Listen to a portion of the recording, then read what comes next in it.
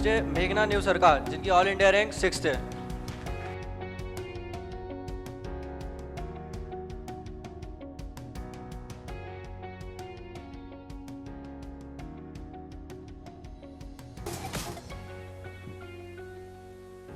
सबसे पहले तो मैं बस सर को बहुत मतलब पता नहीं मैं किन शब्दों में सर को थैंक यू कहूँ कि उन्होंने मेरी लाइफ में कितना बड़ा मुझे एक अचीवमेंट दिलवाया है। मतलब मैं तो इस लायक भी नहीं हूँ कि मैं स्टेज पे खड़े होकर कुछ बोल भी सकूँ या कुछ कर भी सकूँ, पर सर ने जो गाइडेंस दिया है, सर ने जो सिखाया है, बस उसी के बलबूते आज मैं यहाँ पे खड़ी हूँ।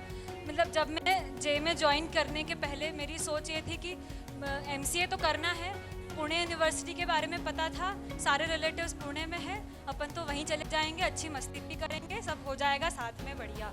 फिर जब सर ने काउंसलिंग ली और फर्स्ट लेक्चर हुआ, उस समय समझ में आया कि नहीं NIT भी होता है और अपन शायद NIT जा भी सकते हैं, ऐसा भी कुछ कर सकते हैं अपन लाइफ में। वो कुछ एक थॉट दिमाग में गई और फिर जैसे जैसे क्लासेस आगे बढ़ती गई, धीरे धीरे एक कॉन्फिडेंस आया कि नहीं अपन भी शायद कुछ कर लेंगे, पता नहीं शायद कुछ हो जाए अपने से, पर तब भी कुछ भरोसा नहीं था खुद पे। जब धीरे धीरे सिटिंग की बारी आई, तो जब घर पे पढ़ाई करते थे तो 2 घंटे में ही हालत ख़राब हो जाती थी और मम्मी को बोलती थी कि मम्मी अब तो वॉमिटिंग सेंसेशन हो रहा है, मुझसे तो कुछ नहीं हो रहा है। मैं 2 घंटे का पढ़ाई करती थी और 3 घंटे का टीवी ब्रेक लेती थी। पर फिर उसके बाद यहाँ पे अपने आप ही सिटिंग बढ़ती गई, दूसरों को देख के खुद को भी मोटिवेशन आया कि नहीं सब पढ़ रहे हैं, अपन को भी पढ़ना है, अपन को मक्कारी नहीं करनी है, अपन को सर का नाम रोशन करना है, मम्मी पापा का नाम रोशन करना है, अपन को कुछ ना कुछ आगे करके दिखाना है। फिर धीरे धीरे जब RT-FT की बारी आई तो थोड़ी थोड़ी रैंक स्टेबल होने लगी, कॉन्फिडेंस आया। फिर बीच में बहुत मोटिवेशन मतलब डीमोटिवेशन बहुत होता था। इंटीग्रेशन की FT में वीकली टेस्ट में मेरी 100 के बाहर रैंक गई थी। उस टाइम तो ऐसा लगा कि अपन तो कुछ नहीं कर सकते, छोड़ो छाड़ो, अपने से तो कुछ हो नहीं पाएगा। फिर उसी टाइम पे पता नहीं सर को कैसे पता चलता था और सर का एक मोटिवेशनल लेक्चर आ जाता था और फिर वापस नहीं पढ़ना है, अपन को करना है, यहीं पे ही टिके रहना है। फिर सीनियर्स की जो उन्होंने बोला था कि बस यहाँ पे टिके रहो, वो बातें याद आती थी और बस यही था कि यहाँ पे अपन को डटे रहना है।